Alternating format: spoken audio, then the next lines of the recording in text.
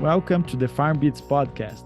FarmBits is proudly produced by the Nebraska Digital Agriculture team and hosted by the students at the University of Nebraska. The FarmBits podcast comes to you each week to discuss the trends, the realities, and the value of digital agriculture. Through interviews with experts, producers, and innovators from across the agriculture industry, we hope that you step away from each episode with new practical knowledge of digital agriculture technology. Hello, FarmBits followers, and welcome to another episode of the FarmBits podcast. I'm José Cesario. And I am Deepak, and we are glad to have you with us, as we are joined by Brian and Courtney Arnall from NinjaAg. Through the NinjaAg, Brian and Courtney works with producers to support the implementation and benefits of digital agriculture technologies for profitable fertility recommendations. With that in mind, let's hear more from Brian and Courtney.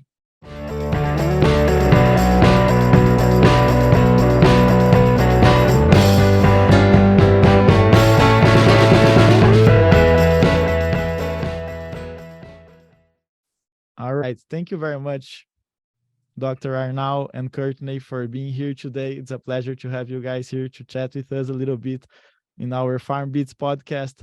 I will start off with the first question here. Please, could you introduce yourself? What is your background? When did you start to work at NinjaAg? And what's your role at this company? Yeah. Brian, would you like me to go first? You go ahead. Well, I'm Courtney Arnall. I have a background in agricultural communications. I got a bachelor's and master's from Oklahoma State University. And prior to NinjaAg, I have a lot of experience in marketing and communications, business development, product development, sales, customer service, and training. So I have a very diverse background just in business in general. And I've been with NinjaAg since it started, since the beginning in 2018. And I serve our company and our customers as the Chief Executive Officer. All right. And my name's Brian. I have a PhD in soil fertility. My background is heavy on the sensor management, along with applied nutrient management, NPK, and all the other nutrients.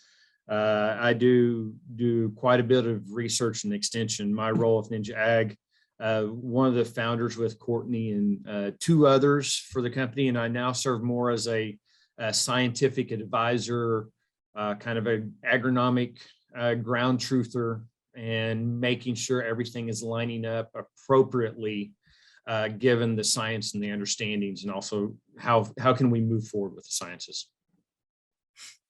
Yeah, that sounds good. You seem to have a good background in fertility and sensor-based nitrogen management. So moving forward here, the name of the company, NinjaAg, sounds like an interesting one. Would you mind sharing how did you come up with this name? Yes, absolutely. So the name NinjaAg honors the Oklahoma State University researchers that have had a tremendous impact and influence on the partners of the company.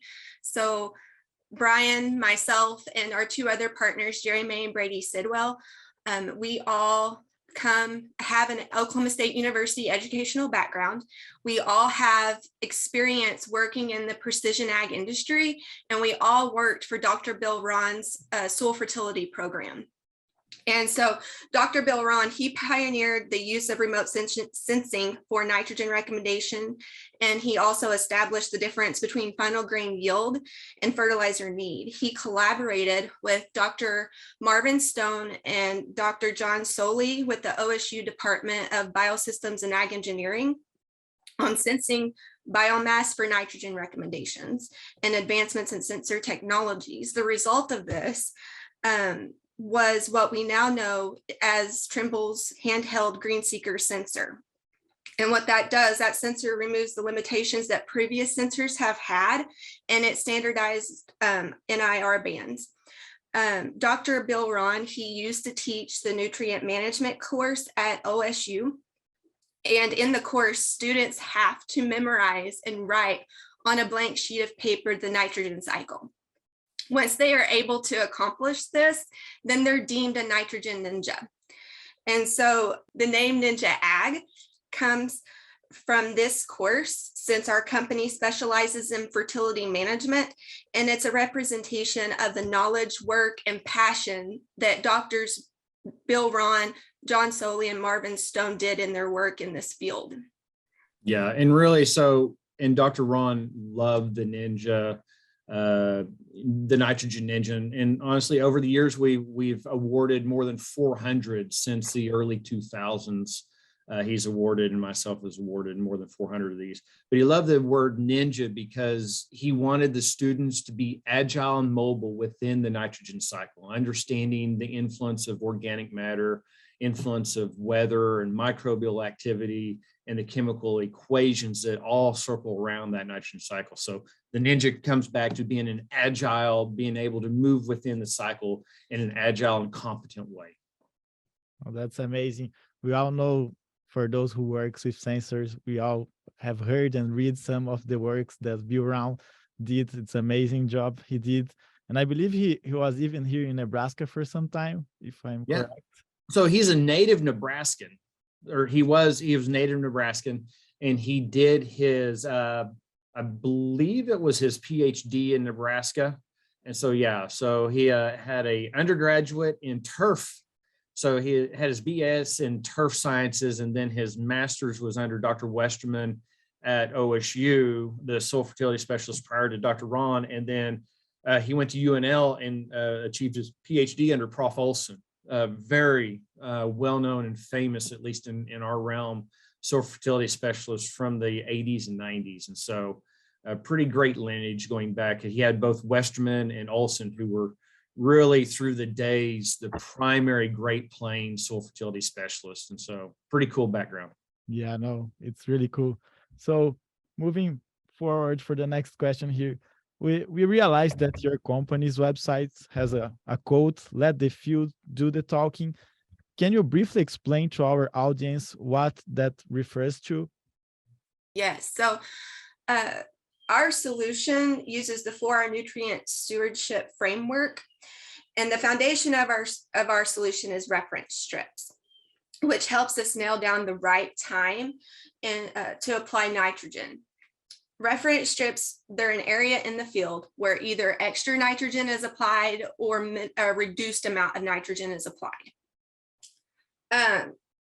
It acts as a fuel gauge for the field to let the farmer or the agronomist know, hey, we're low on nitrogen and it's time to apply. And that reference strip then serves as a line of communication to the agronomist and the grower. So our tagline, "Let the field do the talking," serves as a reminder to the agronomist and the grower to remove the guesswork out of application timing and let the field communicate when and if nitrogen is needed. So what does NinjaAg currently offer as a services or products? Can you briefly highlight how these services products will help solve the farmers' current problems in the field? Absolutely. So we have an online application that provides a variable rate nitrogen recommendation, yield potential information, and return on investment information. Our system also produces applicator files for our recommendation and an easy way to edit that recommendation if needed. We also have what we call corrected imagery. It's calibrated imagery. So if someone needs calibrated imagery to do modeling or some really in detailed data processing, we can provide that piece for them. And we also provide customized algorithms that are site specific to an area's climate and soils. And we can modify that algorithm over time to keep getting it more precise. So how this helps farmers is that it really helps them optimize their ROI. The information in our reports helps farmers nail down the right rate in the right place. It helps them visualize high and low yielding areas. high and low profiting areas of the field and areas of the field that need less or more nitrogen. And it also helps them compare yield and ROI potential of their planned flat rate against our variable flat rate. So they can determine what's the best, most profitable way to move forward, so that they don't leave any money on the table. We also help them improve their economic and environmental sustainability by improving overall farm return on investment, and enable them to participate in carbon credit programs or NRCS USDA sustainability programs. Our system really helps farmers implement best management practices so that they're able to participate in these programs. And it also helps improve marketing strategies, farm planning and management, by using our yield potential information, which we can predict yield pretty early and accurately. And we've had farmers use that information to develop better marketing strategies to negotiate better prices. They've also used the information to better plan for harvest and storage requirements and for cash flow budgeting. And this information can also be used for crop insurance as well. So really, in a nutshell, what we're doing is helping farmers overcome challenges posed by commodity prices, fertilizer cost, government policy, and tighter regulations through our solutions. We help alleviate a lot of that stress by putting more decision-making power in their hands through a simple, no-risk in-season fertility management solution that can really help them better manage their ROI and not leave any money on the table. Oh, that's amazing, Courtney. It's amazing how these technologies can help to reduce the uncertainties over the growing season, right? And which makes sense when we say, like, let the field talk, because we really want to hear what the plants need during this growing season, right? Right. Yeah, so and I'll add to that. So building off what you just said, one of the challenges with nitrogen goes back to the nitrogen cycle, in that the yield demand, the nitrogen demand by the crop, is going to be influenced by the weather. The amount of nitrogen lost through the loss pathways is influenced by weather. The amount of nitrogen mineralized or immobilized is influenced by weather. And how good is our current weather prediction models? Are we able to trust 90 days out that for the next 90 days, we know what the temperatures, the rainfall, and everything's going to be? Or do we still struggle with a 5-day forecast? And so the goal of ours is to let the environment happen, let the plants react to the environment, and us look at those plants and make the adjustments. Instead of trying to predict out the weather at planting, we do move more in season, but it's trying to let the environment occur and us to gather more data. Yeah, I agree with you, Brian. And you mentioned that the company has been working to help these farmers to reduce this uncertainty, but are these products available to farmers worldwide, or does the company attend a specific region, only Oklahoma or Nebraska? Can you expand a little bit about that? Sure. We are a worldwide solution. Like Brian mentioned earlier, Dr. Ron really liked the agility, like how ninjas are agile and knowledgeable. So that's exactly what our solution is. It's very agile and it's very robust. We can quickly adapt to different environments and create algorithms that are specific to those soils and in those environments, and modify them over time to make them more precise. We have several different crops in the system right now that have algorithms for them, but we can also be very agile and add additional crops to the system. So one thing about the system is that we're using the baseline of established and peer-reviewed documentation, and also other farmer things. So we can incorporate the work done by UNL, by Dr. Shepherds. We're currently, Dr. Dave Franson up at North Dakota State just put out some new algorithms that we can immediately incorporate into this system, working with algorithms built by Dr. Ron and others in Brazil, in China, in India, in Africa, and Australia that are pre-existing. So we can take those and then make regional modifications on them as the yield changes, as the rainfall changes, as the climate changes or the cropping system changes. So we've been able to incorporate all the cereals, wheat, rye, those are very easy, especially through the plains. Canola has one that's been in the system. Cotton is one that was developed. That was actually my dissertation, was to develop cotton algorithms back in the early 2000s, and then also corn, sorghum, and most of our forages. Yeah, that's interesting to see how the services are available all wide, pretty dynamic to different kind of soils, different kind of crops. That's interesting. So as we dive more into the services that the NinjaAg offers, can you please explain to our listeners how does the NinjaAg recommendation system actually work? Okay, yeah, so we're an in-season solution that will help farmers find the right rate and the right time and the right place. To start, they need a reference strip in the field. We have to have a reference strip in order to process and order through our system. Once that's in place, we watch for that strip to appear. Like we mentioned earlier, we watch for that to communicate to the agronomist or the grower, hey, it's time to apply nitrogen. Once it appears, then they collect site-specific data from that field with the green seeker. Then they go and process and order through our system. Depending on bandwidth, that order will take less than 5 minutes to generate a recommendation for the field. Yeah, and so a little bit on the more specific side to those things is that when we move into a new region or an existing region, we find locally adapted algorithms are already available. Pre-model that. We can use some information from the farmers, look at that even before the cross plan is like, does this make sense for your environment? If not, let's make it work. And then as they move through the season and the strip develops and they want to make the recommendation, we have multiple algorithms within the system. So you can actually over and over, you could test Oklahoma's versus Kansas versus Nebraska versus Colorado on any given crop and see how they all produce yield and nitrogen, and then even and tweak that along your own. We ask for site-specific information because we're able to bring in any imagery source, whether it's a drone, a plane, or a satellite.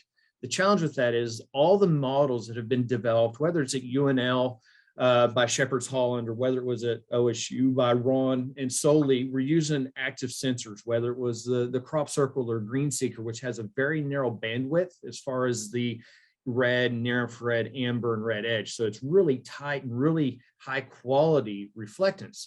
If we look at some of our drones in our aerial, we might look at 670 plus or minus 8 nanometer for our active sensors.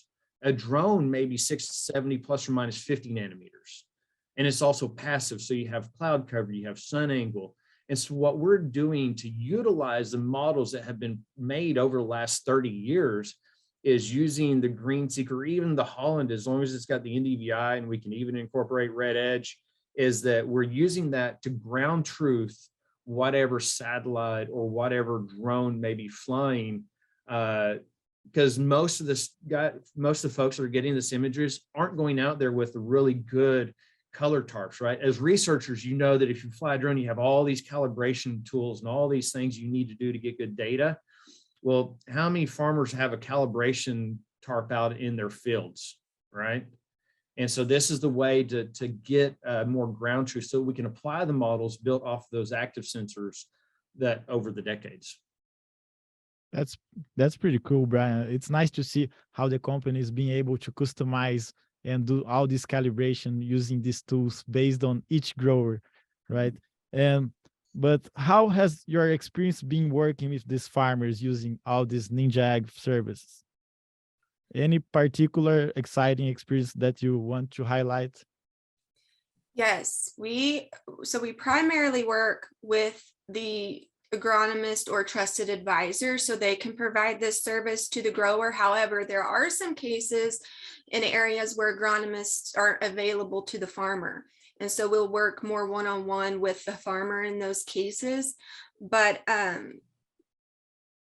in these cases, we've had some instances. So we had a Kansas wheat farmer that the strips never showed up in his field on 2,200 acres of wheat. So he didn't apply his planned flat rate and made $42,000 that year by not applying what he would have originally planned to apply. The next year, the following year, the strips showed up, and they ran a recommendation through our system, and our system recommended 30 pounds less than what he planned or normally planned to apply. And in today's market with fertilizer prices, that would have been a $60,000 savings. And he applied 30 pounds less. Our recommendation and quality and yield were still met on both of those instances. Yeah, and the yield potential. The system was able to nail his yield potential within a few bushels across the fields, and really he was able to produce that. Year one, he pulled back. He didn't pull the trigger. The environment wasn't looking conducive to a high yield anyways, and so he pulled back. The strips gave him confidence to not apply that season, and walked away with yielding as much or more than all of his neighbors without applying a single drop of top dress. And then the following year, he still pulled back, but still beat his neighbors as far as protein and yield, because that in season is pushing the nitrogen to the time that the wheat really needs it, so you get a better protein. And so the system allows for a timing that both maximizes nitrogen use efficiency for the fertilizer applied and protein, because it's getting it in the crop when that crop needs it and it's available for that grain field. Yes, he now says that he can watch his neighbors panically applying while he's sitting on his porch drinking coffee, not worrying at all, because this system has worked so well for him in saving on nitrogen costs. Yeah, that's really interesting to see how the services have been actually helping farmers to increase their profitability, along with yield, protein content, and several other agronomic factors. So coming towards the system of how the NinjaAg service offers works, do the farmers and the agronomists decide what amount of nitrogen and where to apply, or does the NinjaAg system generates the nitrogen target rates itself? So reference strips will let the farmer and the agronomist know when it's time to apply. So this kind of goes back to our tagline of let the field do the talking. The field essentially decides when to apply, and our system will use the site-specific data from that field to generate the rate and where to apply it. Our system produces what we call a pixel-to-pixel recommendation. It's not by zones, so it's not going to break up the field by zones. It's actually going to apply the right rate to each pixel across the field. Yeah, no, that's amazing, Courtney. So because you mentioned about the rich strip, the nitrogen rich strip that you guys have to apply to come up with the nitrogen recommendations, right? Mm-hmm. So how do we decide where to have these nitrogen rich recommendations, rich strip in the field? Gotcha. So really what you're looking at, depending on the crop, so there's a rate and time. So most of the corn crop or a sorghum crop, if the farmer's a heavy pre-plant or really wants to make sure they've got plenty of pre-plant out, we go for a 0. And that might just be, and a couple zeros in some of the big circles, quarter section circles, they'll do 2 or 3 in a field in different zones, smaller, turn the applicator off for a second or two. On the enriched side, we're really just wanting 60 to 80 pounds more nitrogen somewhere. We've got some folks that'll do a field length strip, so they get to see the strip across the entire field and look at it across zones, or they'll go into a zone that they feel is representative of the field and the one thing they really want to manage, that area of management. But really the bigger and the more zones you can cover as far as soil or yield, the better, because then you can look at it and really start making decisions off of that. Thanks, Brian. I appreciate that. And on top of that, is there a minimum requirement for the farmers that are looking to start working with the NinjaAg? because we know that we have all this data collection to come up with the algorithm for the recommendations? Yes, of course they need a reference strip in the field, imagery, and a green seeker. And we've had this sounds like it's a lot, but it's really not.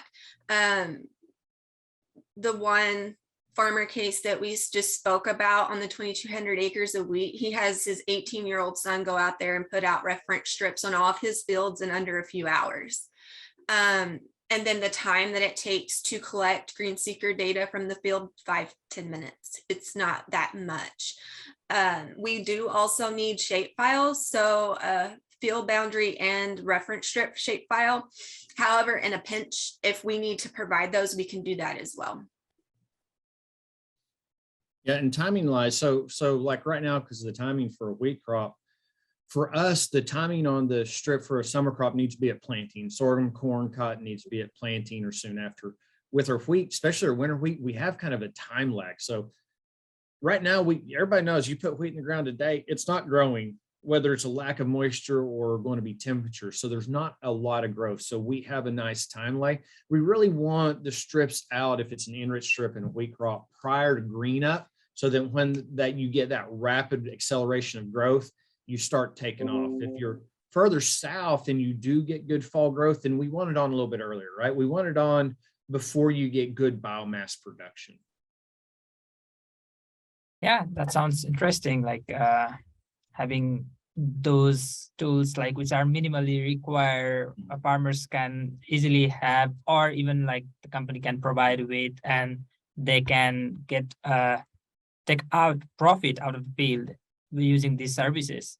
So as we previously highlighted a success story about the farmer, here let's hear like how in general have the farmers been, or if they have been seeing any benefit of the spatial variable application.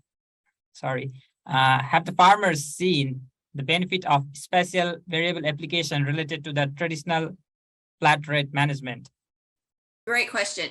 And all orders that we've seen processed through our system, variable rate application is always more profitable. However, we understand that a lot of people may not be able to apply variable rate, and that flat rate is their only option. So our system will still allow them to look at and put in that planned flat rate and compare the ROI and yield on both of those. And it will also show them, okay, these are the different flat rates, and then they can evaluate that to see what would be the most beneficial flat rate to maximize ROI. And in a flat rate application, you're going to either under apply or over apply. So, however, the information that our system provides will let the farmer decide which way he wants to go and which would be most beneficial. Yeah, you'll get to see a histogram of the field and the distribution of nitrogen, and you can make that call on whether you want to be a risk adverse for under applying or risk adverse for over applying, and adjust one side or the other for a flat rate up or down to get a better flat rate.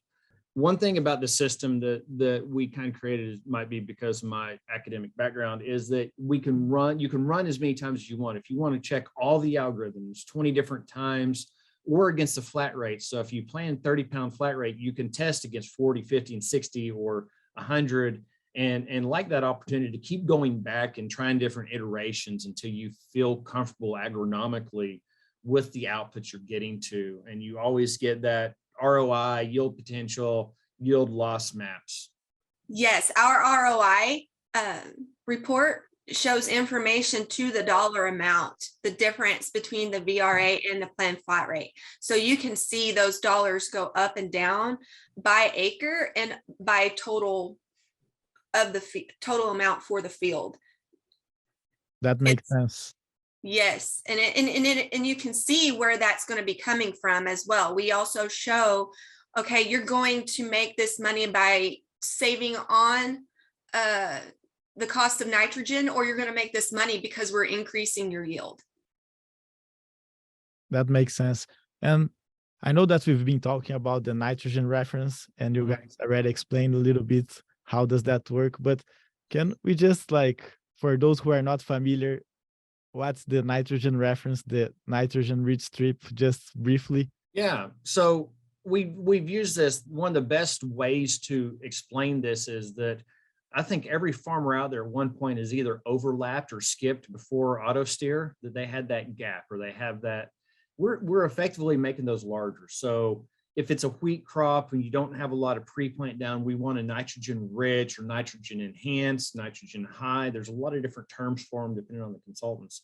And the deal is that if you look where that strip is, let's say it's 40 foot wide, the nice edge that is created by that, when it greens up and the rest field's not, you know that the difference from one foot to the other foot's not soil, it's not weather, it's not residue, it's that you applied nitrogen here and not here. And that's really telling you, okay, the rest of the field is now at a point where it needs your fertilizer. It needs to be applied, it needs your fertilizer. On the zero side, and we use this for the irrigated, you turn off that applicator because you're putting down 170 pounds or 150 pounds of nitrogen. You wait for that zero to show up. This last year, we had folks out in Kansas that they never could find the zero, even at R5. Oh, and so their normal rate they applied was they grew 260 corn. They were applying 250 pounds of N. You could not find the zero versus 250. Other producers that had already pulled back for the last couple of years and been more efficient, that zero shows up at V6. Well, if we just think about it kind of easily, if we can just, napkin math it, if it shows at V6, then I know I need to supply the nitrogen for the crop and the yield from V6 on. If it shows up at V8 or V10, then it shows up beyond that way. And so it gives an idea. It lets us know what the soil is providing, also what the crop can find. Irrigated corn crop, again, if we have a lot of shallow rains, that tends to keep, or a lot of light rains on early season corn, our roots tend to be shallow and we need a lot more nitrogen. If we get a little rain, get the crop up and it's a little stressed the first 30 to 40 days, we have a lot more deep rooting potential and we tend to get a lot more of that residual nitrogen up into the crop. And so we don't need as much. We find that we often don't need the same amount of nitrogen in those years that the crop stressed a little bit or it had to explore the soil a little bit more. And so these strips let us see that as a gauge. And I like to say, folks, that whether you use a technology or not, it's a good check strip. And if you're driving down the dirt road at 50 miles per hour, checking fields, and you see the strip, then you know it's time to fertilize. If you don't, you can still fertilize, but the crop doesn't need it. And we've also got enough research throughout the plains and other states to show that our crops can actually stress and do better after a slight nitrogen stress if you fertilize in season. So the whole fear of, oh, I have yellow corn, my yellow wheat, I'm losing yield, that's been proven scientifically that a little stress is not always a bad thing, and it might be a good thing. We're learning more about, we're diving into the impact of root physiology on nitrogen stress. We're diving into the nitrogen stress signaling for AM fungi symbiotic relationships in those stress environments, and learning that stresses are not as bad as we once thought. A little stress. Yeah, that sounds interesting, like how the different strips or those high nitrogen strips actually help adjust the management very precise to the field and very precise to the region. So as we are talking about the different services provided by the NinjaAg, do you think like if there are any challenges of using the NinjaAg technologies by the farmers or out to the producers? So there's no easy button to nitrogen. And that's the thing with our system, is that we focus on precision over accuracy. And so we're going to require that there be site-specific data collected from the field so that the farmer doesn't leave any money on the table. And so right now, a trip has to be made to the field to maximize yield and ROI. Yeah, and that's one thing I get on a lot. Is like when we look at nitrogen, we've always had the easy button. 1.2 pounds of N per bushel minus soil test, minus organic matter and things. That's easy, but it works well across the entire state of Nebraska and the entire state. But if you zoom down into a small area of a field that's not very precise, it's highly accurate over 1 million acres, poorly imprecise over small acres. And when you have a system that is an easy button where you aren't really getting a lot of site specific information, it's an easy button that is really accurate across all the corn belt or all of the plains, but it's probably not very precise for your field. And so that's why we go back to, yeah, there's a few more steps, but we're trying to be site specific, which means site specific data. And that counts. I mean, that counts big time in these years where we are seeing significant drought and weather changes. I mean, this is where the pen meets the paper when it comes to using our system and seeing what's going to be the most beneficial in those years where weather patterns aren't what they've been typically in the past, and cost of fertilizer and other things are impacting a farmer's decision as well. Yeah, so I agree with you guys. I think I feel that we can do it better. It's not like just about one size fits all.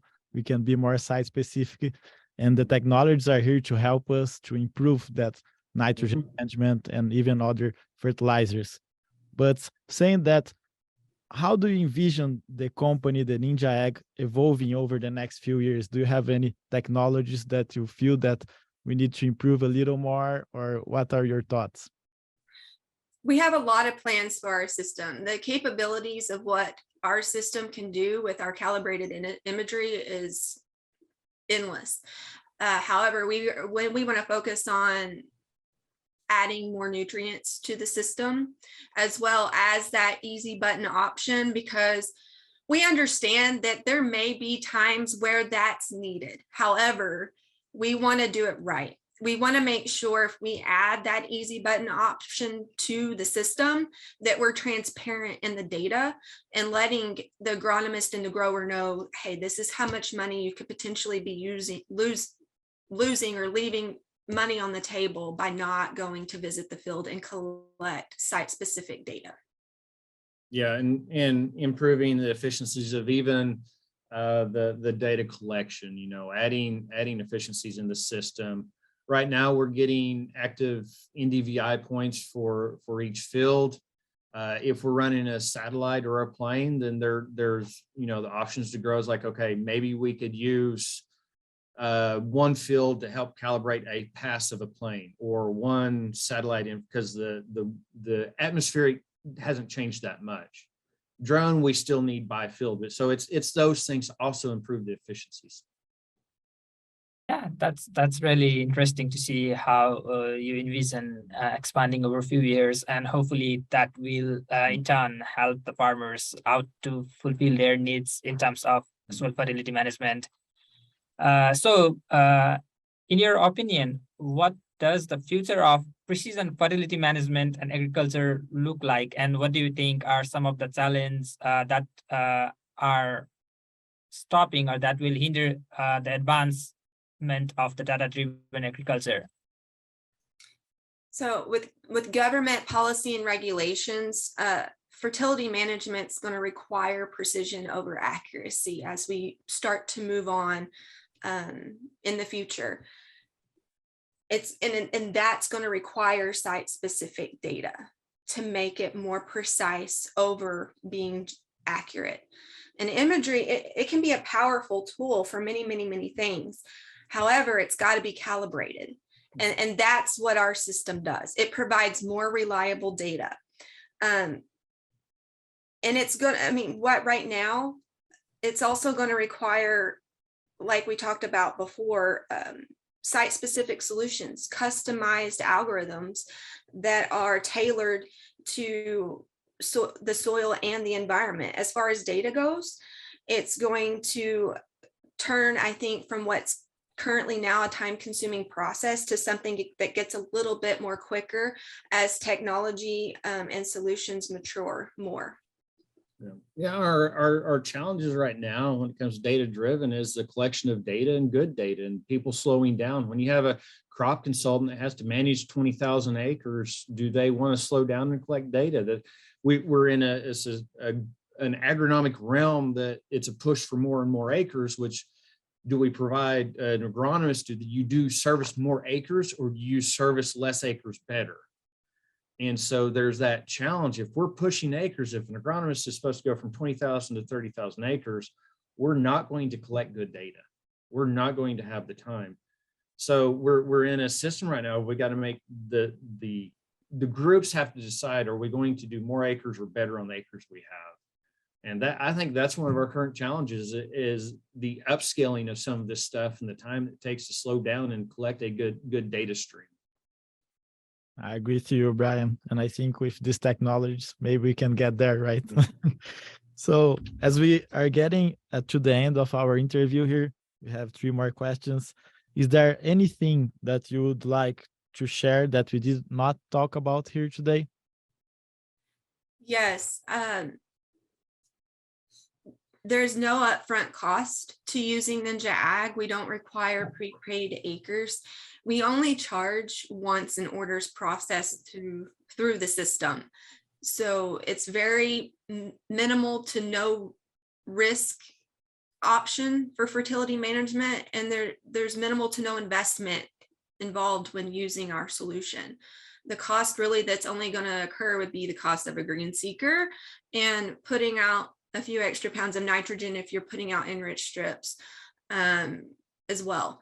So there's minimal to no risk to using our solution. We can take in and digest drone, aerial, and satellite imagery. So imagery source doesn't matter. We can work with all of them. And in working with the agronomist and the farmer, we offer pre-training and educational materials as well. We work hand in hand with them throughout the season to make sure that all questions are asked and they feel confident and comfortable in using our solution throughout the entire season. We provide reference strip training, green seeker training, a lot of different options as far as hands-on learning and training for the agronomist and the grower. Yeah, you know, last year, I don't know, I think it's the same in your area, but we had our wheat crop didn't do great in part of the state. You know, it was a drought and not looking good. So a lot of acres that were planned to be run through the system were dying, and they didn't need a top dress. And so they weren't run through the system. And so there was no cost. The Kansas farmer that didn't apply nitrogen, he didn't get charged for that 46,000 he saved. It was no application. I will say that with the one thing I want to add that I would say is for Ninja or reference strips, as we move into the biological world, you know, the biologicals and microbials are all over the marketplace. There are a lot of stuff. There's a lot that goes on to whether and how much a biological is going to add or fix or create in addition to what's in the system. And so I think the reference strips and something like NinjaAg is where we need to go to make a biological work in the system. Because let's say a biological says it will provide 30 pounds of nitrogen. Do you cut your rate by 30 pounds? Do you cut it by 60 pounds? Or do you cut it by 80? Or do you apply your normal, then put that on top and just hope for? And so ideally you cut your rate, see what the biological will provide, and then you top it off from there. And that's where a system like the NinjaAg really fits well, or at least a reference strip out in the field to see, does my crop need more? Yeah, that's interesting. So as we have already talked about different services and products that the NinjaAg offers and a diverse range of services, where can our listeners go to learn more about NinjaAg and its product if they are interested? They can go to ninjaag.com if you want to learn more about what we do and the different services that we provide. And at the bottom of the website, there are links to our different social media platforms as well. We have a YouTube channel where we've done some educational webinars as well. And we have a discussion one-on-one with a grower if they want to go and visit that and really hear from the grower their experience in using our technology and the agronomist. We have an agronomist on there as well. And we also offer peer-reviewed and other educational resources completely at no cost on our website if they want to learn more about the research behind what we're doing. That's amazing, Courtney. Thanks for sharing that. And the last question here, for those people that are willing to learn more about technologies, that want to start working with imagery and all these nitrogen recommendations to be more friendly environmental. Do you have any tips or suggestions or on which skills would be essential to work with that? For those that are looking to get into the imagery field and precision ag, I heavily suggest getting to know imagery at an intimate level. Understand what impacts it, the data, the providers, and how they work that data. Get their hands dirty and start building a skill set as far as how to work a GIS system and imagery systems, and how and start playing with the information and the imagery within those systems as well.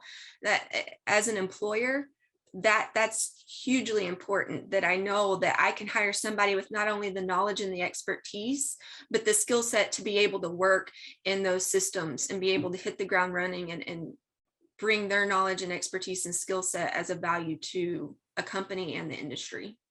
Yeah, as far as, getting ready, and Courtney kind of said it, but you got to get dirty with the data, understand the data. And there's two skill sets here we're talking about that don't combine often. It's the ability to understand imagery, camera wavelengths. What does it mean? What's the difference between red, amber, red edge, NDVI? What are all these things? And then, so we got a group that has that skill set extremely well. Then we have another group that understands nitrogen uptake, nitrogen cycle dynamics. And in the marriage of the two and understanding, when I teach about this, we're going over right now, is that I can provide a aerial image and create 80 different nitrogen rate recommendations, going from low NDVI gets the most to high NDVI gets the least, to inversing that where low gets the least and the high NDVI gets the most, to curves that are somewhere in the middle, to curves that flex depending on opportunity risk. And so having the skill set to understand both what the imagery means and the nitrogen system, the agronomy and the soils behind it, that's a unique skill set that's going to have a lot of value in the future. Thank you very much to Brian and Courtney for taking the time to join this episode of the FarmBits podcast. It's really exciting to hear their perspective and knowledge focused around how to use digital technologies, particularly crop sensors and imagery within fertility recommendations. One of my favorite parts of this podcast is how the use of reference strip can help farmers to maximize the profitability. Yeah, I agree with you, Deepak, but my favorite part is when they talk about how these tools can be customized to particular field and crop of farmers' interesting. Really turns into a site-specific management. I hope you enjoyed that episode, and we look forward to sharing another digital ag story with you next week. Thank you for taking the time to join us today on the FarmBits podcast. If you enjoyed this episode, please subscribe to the podcast on Spotify, Apple Podcasts, YouTube, or wherever you're listening to podcasts to be informed about the latest content each week. We welcome your feedback. So if you have comments or questions for us, please reach out to us over email, on Twitter, or in the reviews section of your favorite podcast platform. Our contact information can be found in the show notes. We would like to thank Nebraska Extension for their support of this podcast and their commitment to providing high-quality informational material to members of the agriculture community in Nebraska and beyond. The opinions expressed by the host and guest on this podcast are solely their own and do not reflect the views of Nebraska Extension or the University of Nebraska-Lincoln. We look forward to you joining us next week for another episode of the FarmBits.